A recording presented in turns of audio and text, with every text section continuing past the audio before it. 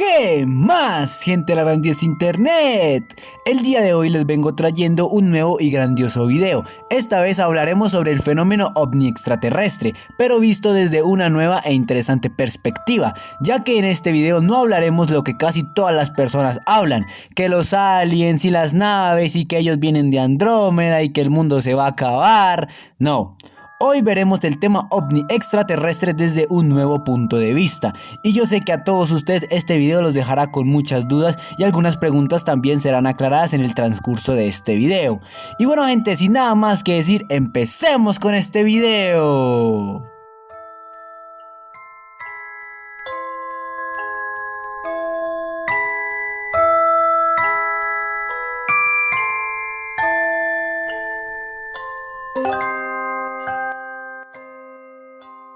Entre tantos millones de seres humanos que habitan el planeta Tierra, hay una reducida cantidad favorecida, y estas personas son llamados como los contactados, y este apodo no es por burla, sino por respeto, ya que en nuestro planeta existen seres humanos los cuales han logrado establecer un contacto muy cercano con seres venidos de las estrellas, y aquí se da un intercambio de información entre los seres humanos y los seres extraterrestres, informaciones muy interesantes de escuchar y que de entender muchos de estos comunicados lograríamos mejorar nuestra conciencia, logrando la tan anhelada iluminación, debido a que muchas informaciones regaladas por los seres del espacio son de mucha ayuda para comprender nuestro origen y el cómo funciona todo lo que nos rodea.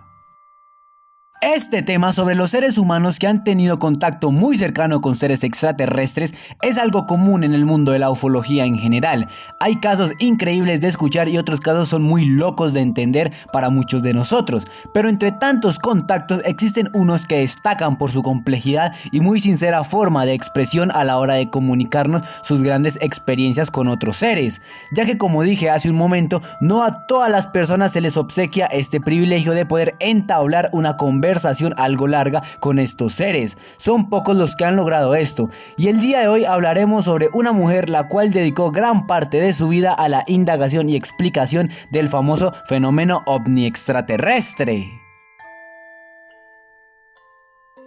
La famosa mujer llamada Dolores Cannon fue una hipnoterapeuta especializada en terapia de regresión y reencarnación. Nació el 15 de abril de 1931 y lamentablemente falleció el 18 de octubre de 2014.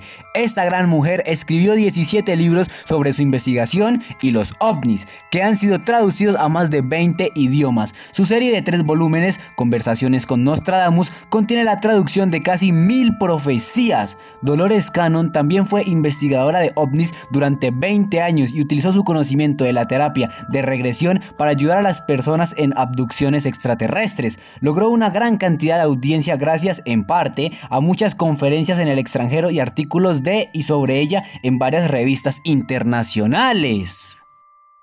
Esta mujer ayudaba a las personas que habían sufrido alguna abducción extraterrestre a cómo sobrellevar este fuerte y delicado tema, porque sí, una abducción extraterrestre puede llegar a ser algo súper traumático, esto por el hecho de que no se conoce lo que verdaderamente les hacen a los abducidos cuando están a bordo de la nave extraterrestre.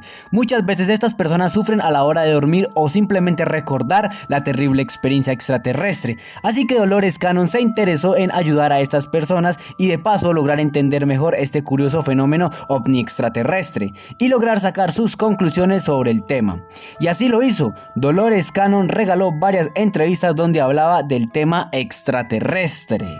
Ella nos dice muchas veces que este tema ovni extraterrestre es algo muy importante para todos los seres humanos, ya que si todos conociéramos a profundidad este tema, pues muchas preguntas que nosotros creíamos imposibles de responder serían muy rápidas y sencillamente resueltas, y toda la raza humana lograría la tan anhelada iluminación, ya que según Dolores Cannon, nosotros somos parte de este tema, no es algo ajeno a nosotros, solo que las personas del común no le dan la importancia y seriedad al tema de los seres extraterrestres.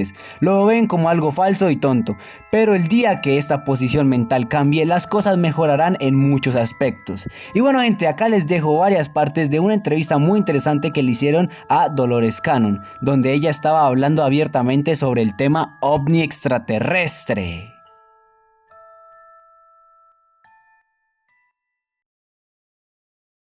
I have been doing hypnotherapy for 40 years, and specializing in past life regression therapy for 30 years and a UFO investigator for 20. So I'm very varied, and I have experience in all phases of the paranormal and the unusual. That's my passion, is to explore the unusual. I consider myself the reporter, the investigator, and the researcher of lost knowledge. I always want to make it perfectly clear that I am not a channeler. I don't channel, and I'm not a psychic. I'm a hypnotherapist. And I've been doing hypnotherapy for 40 years.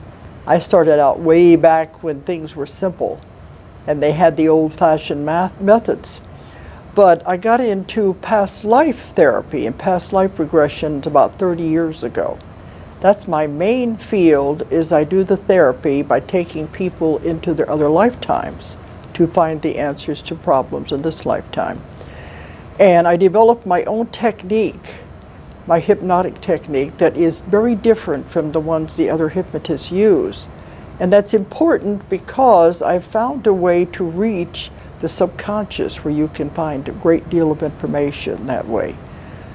And I can have the answers to just about anything that I want. That's why I think I've been able to get the information on all the subjects that I've written about.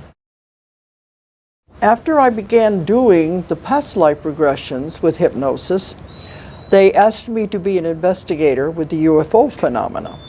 This was in 1986, the same time I was working on many other projects.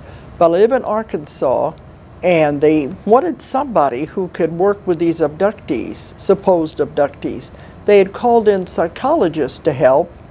Well, the psychologists would start putting them under, getting them on board the craft and starting into the scene. They would suddenly just wake the person up. And they said, sorry, I don't know what to do. I don't know what questions to ask. If it's not in the book, they don't know what to do with it. And that to me is not therapy. The person would be more confused than ever once they were woken up like that. So they wanted to know if I would help with these. They said, you've been involved in the bazaar for so long. They said, we don't think you'll be frightened. I'm not, because I just so curious that I go along with anything. But I had not done UFO cases. My method puts people into past lives, and this meant I was going to have to focus on this life. So I didn't know if it was going to work or not. Some of the things I'm going to say might sound a little strange, because in my work I began to have direct contact with the ETs. And that's pretty broad, but they're the ones that have been answering the questions and been telling me what's actually going on during the regressions. They said that the ideal situation would be that the person never remember anything, that they be totally blanked out, because that's the way it's supposed to be. These things have been going on since the beginning of Earth, and many of these people, they have been following them through their life with testings and with helping them their entire life. So it'd be better if they don't remember so they can go on with their life. But they said the problem is nowadays the chemistry of our brain. It's what we're exposed to with the chemicals in our food, the additives, the preservatives, and the pollutants in the air, the environment, how it affects the body. If the person is on any kind of drugs, medications, or alcohol, it affects the chemistry of the brain, so that the information that comes through is distorted. They are remembering an event like a dream. They're not remembering it the way it actually happened. They are remembering it with a distorted view of what they think happened. And then you bring in fear because they don't understand it. And they said fear is the strongest emotion that humans have. And when you bring in the fear, it colors the whole experience. So, like they have these support groups, I've been to some of them, and to me I don't think it's therapy. It's just each one's fear playing off the other person's fear. So when I began doing the session, in my technique I'm able to get the conscious mind, the emotions out of the way, so that doesn't interfere with what we're getting. You get into the deeper part of the person, you get the real meaning of what's happening. And when that happens, they'll wake up and say, well, if that's what happened, I can handle it. And then we can get therapy. And it's never the fear-based things that the other therapists are coming up with. But when I was working on this for quite a while, the ETs began coming through these people, because I work in the deepest possible level of trance. They would come through and they'll say, you're the one we're supposed to give the information to. What do you want to know? So they have been telling me everything about what happens with these situations, where they're from, how the ships are powered, everything. And I say, you don't ever tell me, what do you want to know? Because I want to know everything. I'm so curious, I want to ask lots and lots of questions. All right, in the beginning, I had a lot of missing time cases, which you've probably heard about, where the person has time that's not accounted for. But in some of mine, like the one woman was she left work and she was going to get lunch, and the people in the office wanted her to get lunch for them. Well, she went out to get lunch and she comes back and they said, well, it's time to go home now, we don't want it. She lost half of the day. And another time she was going to a party and she got on the freeway. When she gets there, they said, well, you could have told us you were going to be late. We're leaving now. She would lose whole blocks of time like that. So when I did the session with her, I found out she was being taken, car and all, off of the freeway. So I asked them, I said, can you do that? And they said, certainly, we can do anything. So I said, well, why didn't you take the car? Couldn't you have just taken her and left the car there? They said that would have presented a problem, because the police would have come, there would have been a car sitting on the freeway all by itself. Much easier to just take the car off the freeway. And I said, yes, but what about the people on the freeway? Wouldn't they be surprised seeing a car going up in the air? They said they will see it, but they won't remember what they saw. So they are able to manipulate time and space and matter. I've had a lot of cases where people will be driving on a highway and see a huge UFO right over the freeway. They pull off to watch it, and they can't figure out, why does everybody just keep driving? They should be slamming on their brakes and stopping to see what it is, because it's a very individual thing. The sightings and the experiences are only for the person they're intended for. Many people will have experiences and their husband's in bed asleep, and it's not for them, it's just for the one person. So it's a very individual thing. And I've had many of these where they were taken like that. I had a woman in Hawaii who was at a convention, and she wanted to drive down to a hotel on the ocean to have dinner. She was driving down there and she missed the entrance to the hotel. And she went up a little further to turn around and go back. And when she did, she found this beautiful mobile home park with palm trees and flowers. She turns in to go around and go back. The next instant, she was on the other side of the island, going the opposite direction, and it was night. And later she went back to see if she could find this place again, and she never could find it. So she wanted to know what happened. So when I took her under, they said she drove in, and they took her up in a beam of light, the car and everything, onto the UFO. But I said, but what about this place, because she couldn't find it. They said, oh, we just created a place for her to see, something beautiful, she would feel safe going in and turning around. So they have amazing abilities to do these things. And it's not trickery, it's just to make you feel more comfortable. There's many cases of them appearing as animals, and owls is very common because they don't want to harm the person's psyche if they can. They want to be as easy about the whole thing as they can. And they will appear as animals and birds doing strange things. But the missing time cases are interesting, but to me the most fascinating cases are the condensed time, where something happens in a much shorter time than it is supposed to happen. And I've had one where the woman I live in Arkansas, and the woman left Little Rock to go home. And this is a phenomenon I've heard repeated again and again. She's driving at midnight to go home. She's driving down the freeway, and there's no other cars anywhere. You got a 6-lane freeway, no sign of life. And then you enter what is called twilight zone, dead sound. They have different words for it. It's all of a sudden as though they're in a vacuum. There are no noises anywhere, as though they're suddenly, just like twilight zone would be a very good name for it. They are suddenly out of reality. And she drove on until she reached the road to go to her house.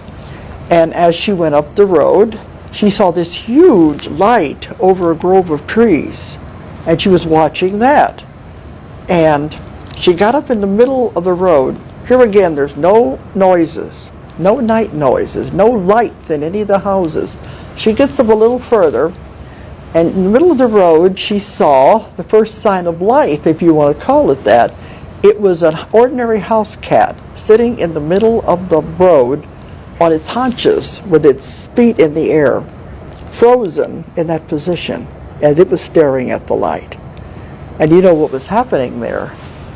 She was moving faster than the time or place around her. Like everything was frozen in another dimension. And 2 dimensions were sliding past each other at that time. She wouldn't have known it if she hadn't have seen the cat. The light went out like an eye closing, and she got home. It only took her 15 minutes to go home, which would normally have taken over an hour. And she went in and woke up her husband and said, remember what time I came in. I had another case a few weeks later at another big city in Arkansas where the woman was pulling off the freeway at night, and she also saw a huge light. And she was following her as she went off into the city.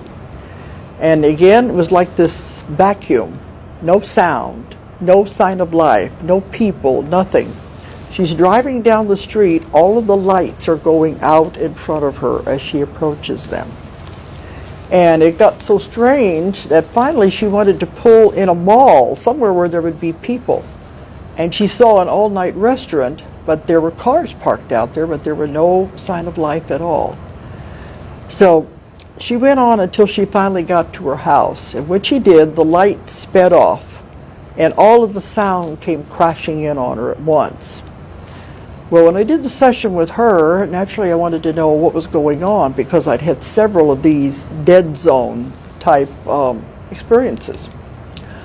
They said, just because you see a UFO doesn't always mean you've been abducted. They said, we have to stop your world for a fraction of a second. And I said, what do you mean? They said, we have to catch you off guard. I said, we aren't on guard. They said, you're on guard more than you think you are. So we have to get your attention, stop your world for a fraction of a second. I said, then what? They said, then the information is downloaded into the subconscious mind on the cellular level. So I said, what kind of information do you mean? They said, information you will need in the future when we go through the changes, and we're going to have so many strange things happening. There'll be information that you need, and you won't even know where it came from. And this is being downloaded everywhere. This is what I found out the crop circles are. They communicate with symbols, and they put blocks of information into one symbol. It's all mind to mind. The subconscious mind recognizes the symbol, and it knows the information is downloaded. You don't have to be in the crop circles. All you have to do is see the symbol.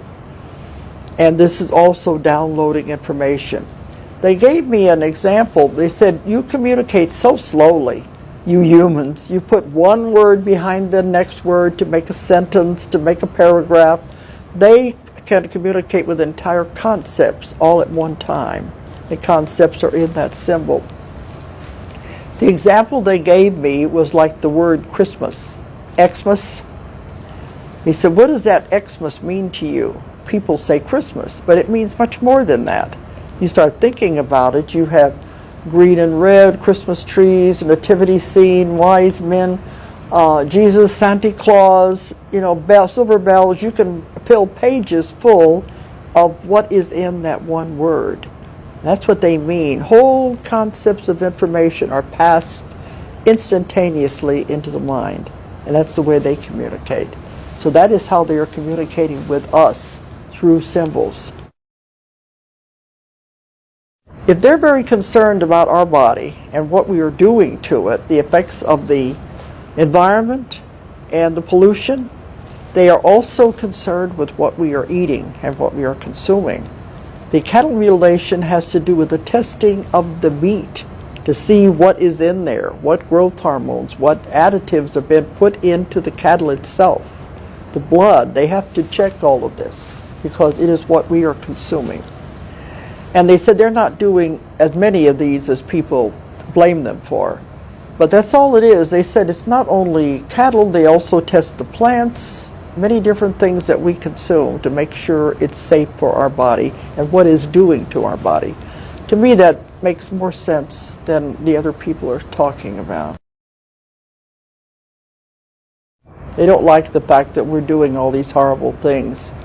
That's what they said. They can't understand how we can kill someone of our own kind. It just doesn't make sense to them at all.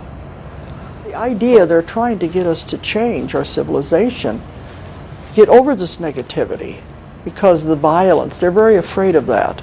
We can't join them until we get through with the violence and these wars that we're having right now. We have to get through all of that first. Some of the important information that they gave me that we needed to understand was about the seeding of the planet Earth.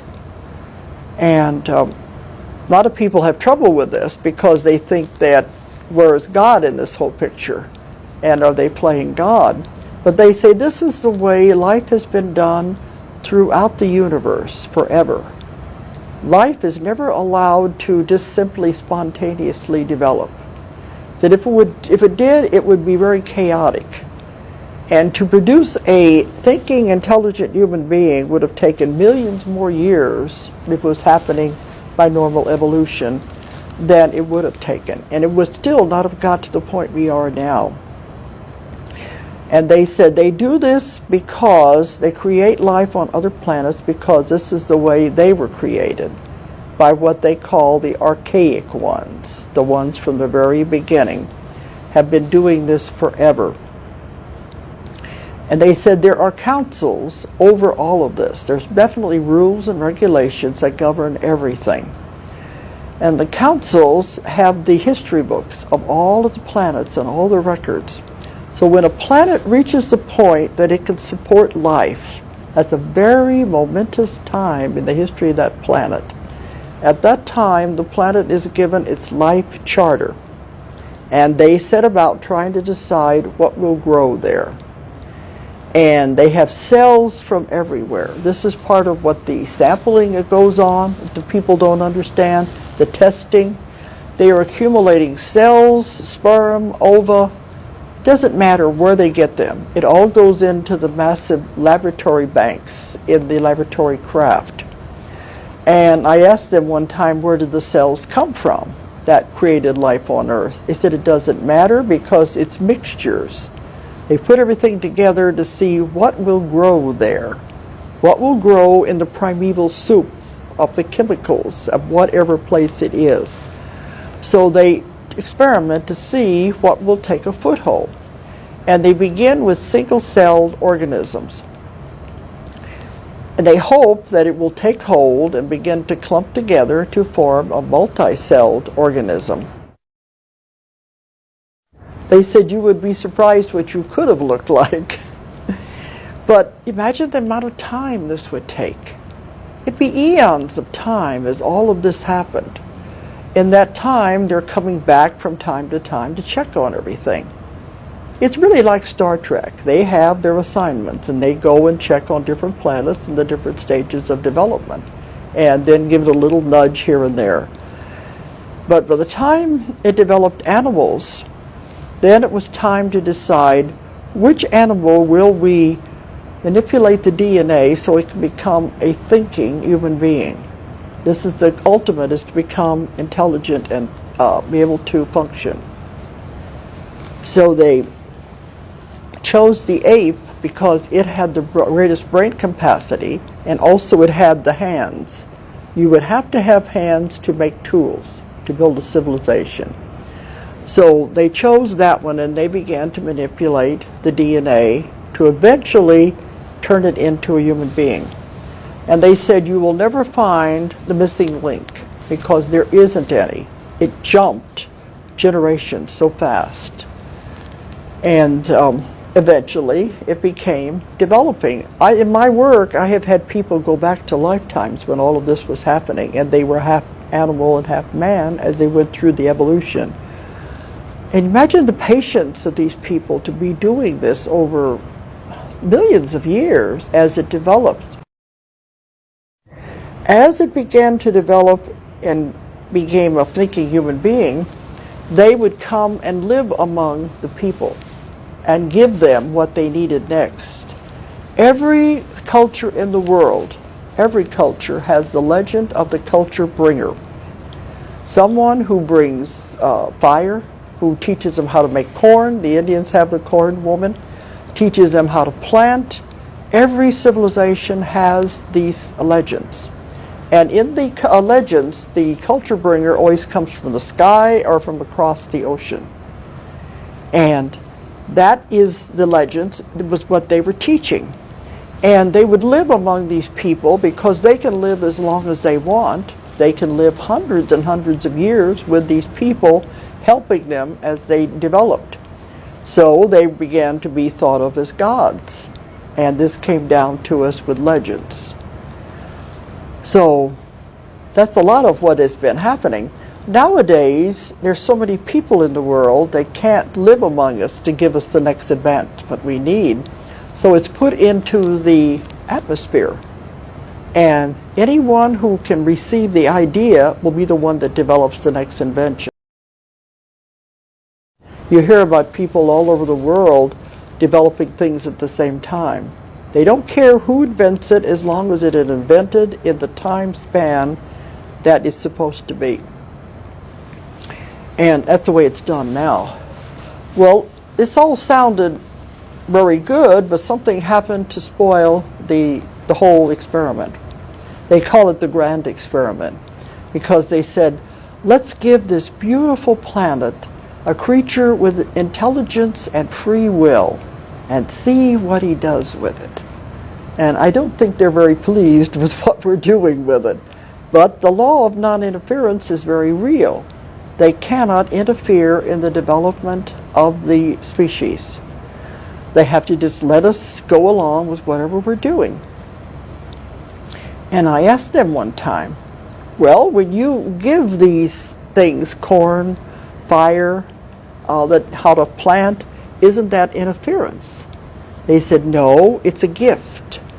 We give them to the people as a gift once. What they do with it is their own free will. And many times man has taken something and turned it into something negative, not what it was intended to be at all. I said, well, can't you just come back and tell them you're not doing it right? They said, no, because that is interference. They can give it to you one time. What you do with it is your own free will. After that, they have nothing to say about it. I think that's important. It does go along with the Star Trek idea of non-interference.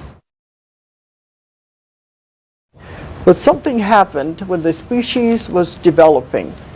They said if it had happened when the species was fully developed, it wouldn't have caused as much problem. But the species was developing when a meteorite hit the Earth.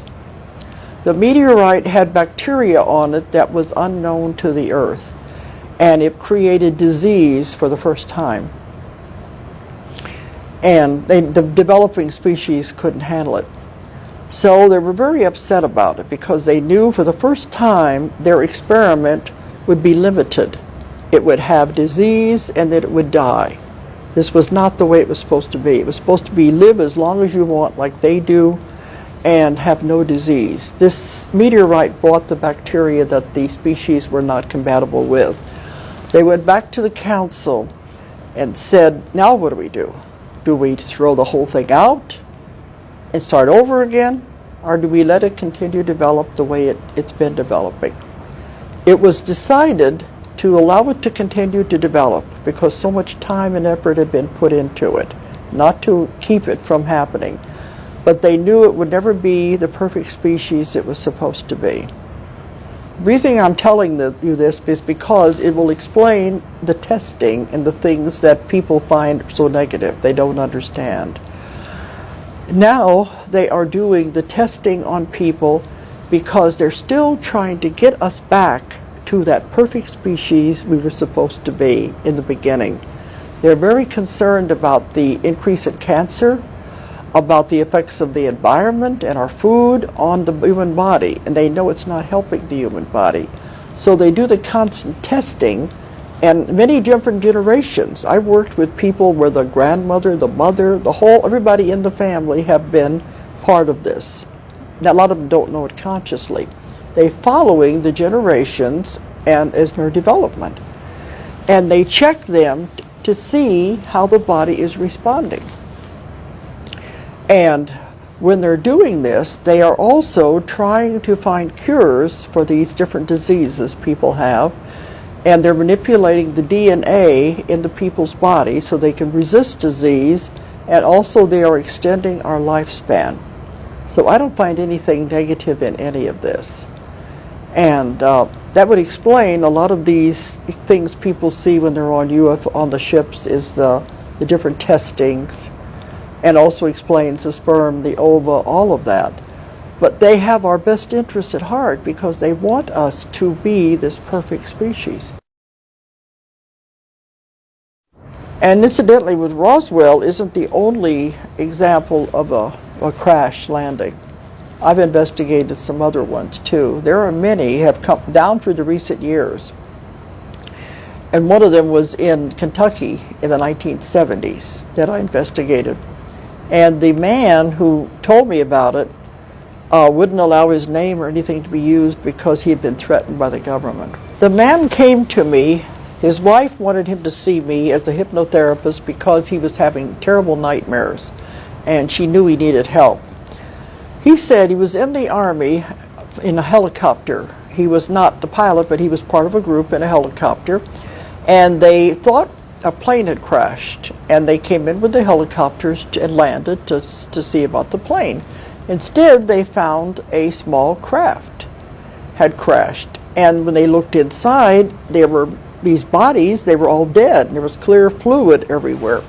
Well, right at that time, another helicopter landed, was full of officers. They came over and told them, you get back on your helicopter and get out of here, and we'll see you back at the base.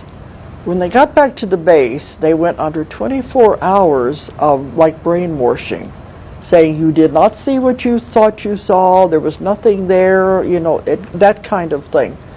Then they told them, if you ever tell anyone about this, we will hunt you down and kill you and your family.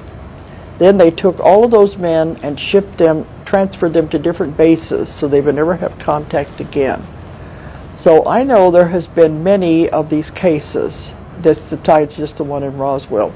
And when I asked them about that, they said, normally our pilots are very good, but if they are caught in a thunderstorm, it's something about the electromagnetic field, it could cause the craft to crash. And I know in Roswell they did have a bad thunderstorm at that time.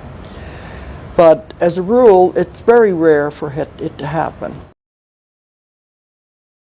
People have told me about they've seen triangle-shaped marks on their body, usually 3 dots. They said all that is when we do take you on the craft, we're doing upgrades and testing the body. If we find that you need anything, any adjustments, they have machines that do this.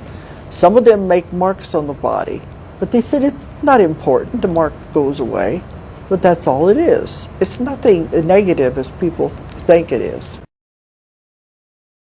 They have told me about these things, because they said in the beginning when they were coming here, many groups were allowed to come because there were things on Earth they could use. And one of it was certain kinds of minerals that we don't need. They're not that important to us, but other different planets and groups, this is very important to them. Some of it they use to power their spacecraft. So they've been allowed by the councils to come and take these things over many generations. But as the world became more and more populated, they couldn't just land and take these things. Then they had to begin working with governments to make deals so that they could take the things they need. And this has come down to our time, as to where they did make deals with the government, the U.S. government, different ones of the world. They could get what they wanted in exchange for things they could give our government. But they said the problem is that our government went back on the deals. And I think, how stupid can you be to try to cheat someone who can read your mind? So they began doing things that were not right. The aliens, when they make a deal, they will stick to it. But they said, we're not giving them as much as we used to. They said one of the things they gave them was in vitro fertilization and the open heart surgeries, not the open heart so much as the artificial hearts, those that were giving those kind of information. And they said a lot of the information they gave the government was supposed to be used for peace. Especially the stealth bomber, those type of information was given by the aliens. It was supposed to be for transportation. And they said the government turns around and turns it into a weapon, which was not supposed to be. In that case, they feel betrayed. So they said, we're not giving them as much information as we could. And sometimes people have told me they have seen like tall blondes in their room, but usually they have a see-through quality. This is because it's not really them. It is like a holographic projection into the room of this being, because they don't want to experience that. So you're going to see more of the little beings in the smaller craft than you will the others, and the large craft stays out of the atmosphere. Occasionally, a person has to have tests done that will have to be done on the larger craft. In that case, they will take the person and they have to speed up the vibration and frequency of the human body so they can exist in that environment for a short period of time. They do it as quick as they can because it's very hard on the human body. And they put them into a hypnotic-like state because they don't want them to remember, they don't want it to hurt the psyche. So they take them on board the larger craft and do what they have to do and bring them back. Now, I have had people talk about waking up feeling paralyzed and with bruises on their body.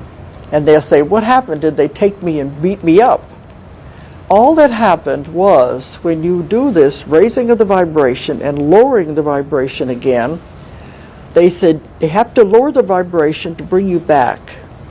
Just that act of breathing can create bruises on the body because the molecular structure and the cellular structure is not by the right vibration.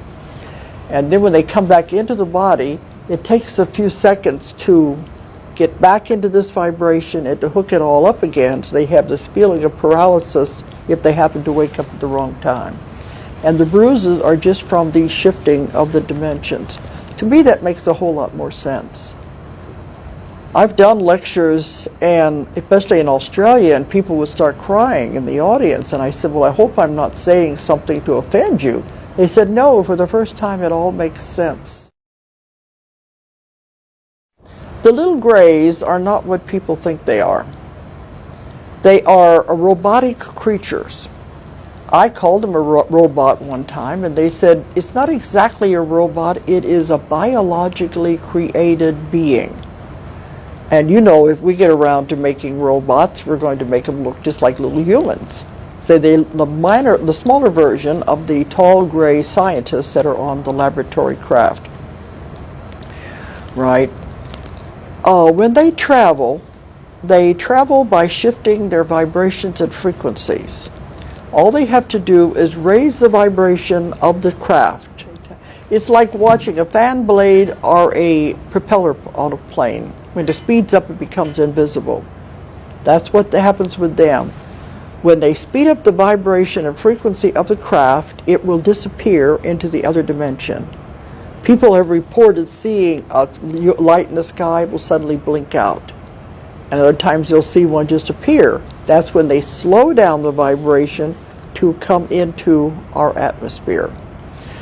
This is very hard on them. They don't like to be in our density. This is a very low, dense vibration. They would rather stay out of our atmosphere. So when they have to send the beings down to do the samplings and the testing on the humans and take them, they will always come in the small craft, and you will usually see the little gray beings.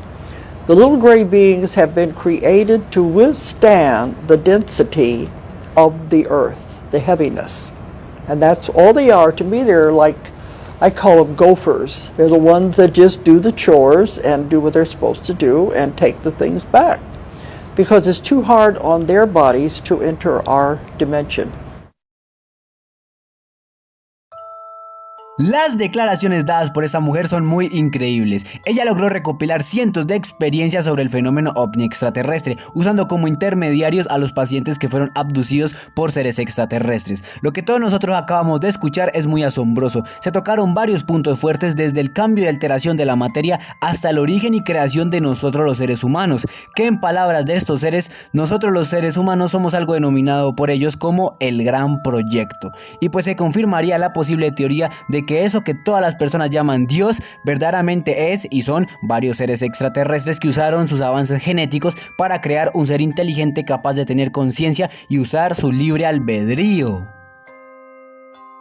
El mundo desde hace mucho tiempo atrás ha logrado ser receptor de muchos mensajes enviados por los mismísimos seres venidos de las estrellas, pero la triste realidad de todo esto es que muy pocos recibirán este mensaje con los brazos y mente abierta, ya que a muchas personas lamentablemente les afecta mucho y niegan rotundamente esta evidente realidad. Gentecita, les quiero contar que ya tengo un grupo de Telegram, el cual usaré para poder hablar de una manera más personal con todos ustedes. Y si tienen historias para contarme, pueden hacerlo por medio de Telegram. El link del grupo está abajo en la descripción de este video. Y bueno, gente, espero les haya gustado este video. Recuerda que la última palabra la tienes tú. Nos vemos hasta la próxima. Saludos y chao.